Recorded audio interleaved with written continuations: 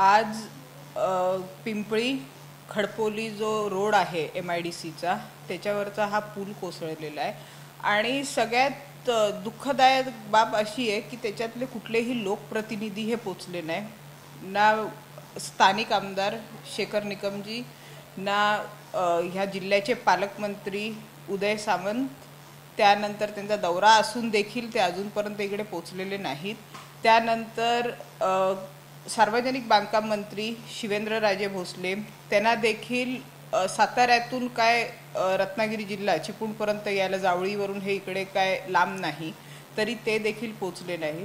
जीवितहानी झालेली नाही, तर मला असं वाटतं की प्रशासनाला जीवितहानी होत नाही तोपर्यंत जाग येत नाही। ह्या पुलाचं जे ऑडिट आहे हे 2021ला झालं होतं आणि 5 वर्षामध्ये हा पूल का नाही झाला हे मला सरकारला प्रश्न आहे की 5 वर्षामध्ये ह्या पुलाचं स्ट्रक्चरल ऑडिट होऊन हा धोकादायक आहे असं ह्याचं ऑडिट झाल्यानंतर देखील ह्याच्यावर काहीच सरकारने काही उपाययोजना केली नाही।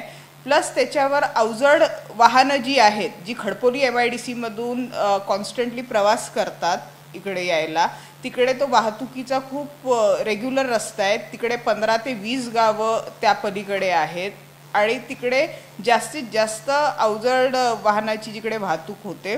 तर अशा पुलाला का नाही दुरुस्त केलं? आणि आताही देखील कुठलेच लोकप्रतिनिधी जे आहेत, जे या जिल्ह्याचे पालकमंत्री आहेत, पालक आहेत, ते इकडे आलेले नाहीत। ते कुठेतरी अजून त्यांचा चिपळूणला दौरा होता तरी ते आलेले नाहीत। स्थानिक आमदारांनी कुठला प्रतिनिधी देखील पाठवलेला नाही, ते पण नाही आहेत। तर त्यामुळे आणि PWDचे पण कुठले ऑफिसर काय फारसे काय फिरताना दिसत नाही आहेत। तर सरकारला फक्त कोण मेल्यानंतरच जाग येते का, असं माझा प्रश्न आहे।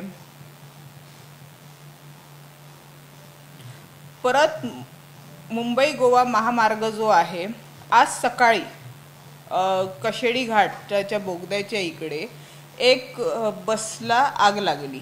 त्यानंतर लोक तिकडे जीवितहानी नाही झाली, 40 लोक त्या बसमधून बाहेर पडले, पण ज्या त्यांचं जे सोनं नाणं जे काय त्यांचं सामान सगळं होतं हे जळलं, कारण का फायर ब्रिगेड तिकडे वेळेवर पोचली नाही।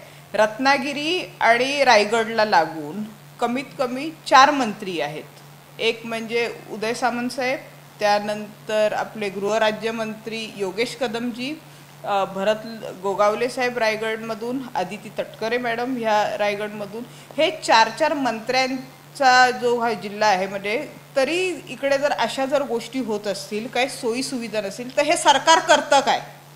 हे सरकार करतं काय हा माझा खूप मोठा प्रश्न आहे की जीवितहानी झाल्यानंतर का लोकांची जी नुकसान भरपाई आहे, गणपतीला येण्यासाठी लोकांनी गावी येण्यासाठी सगळं सोनं नाणं ज्या काय त्यांच्या वस्तू वगैरे ह्याची भरपाई त्यांना करून मिळणार आहे का?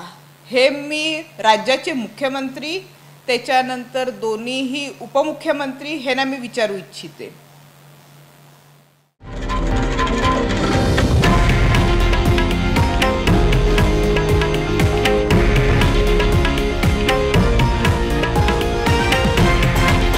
हे आहे देशातील नंबर 1 न्यूज नेटवर्क आणि आपण पाहत आहात TV9 मराठी, एकमेव।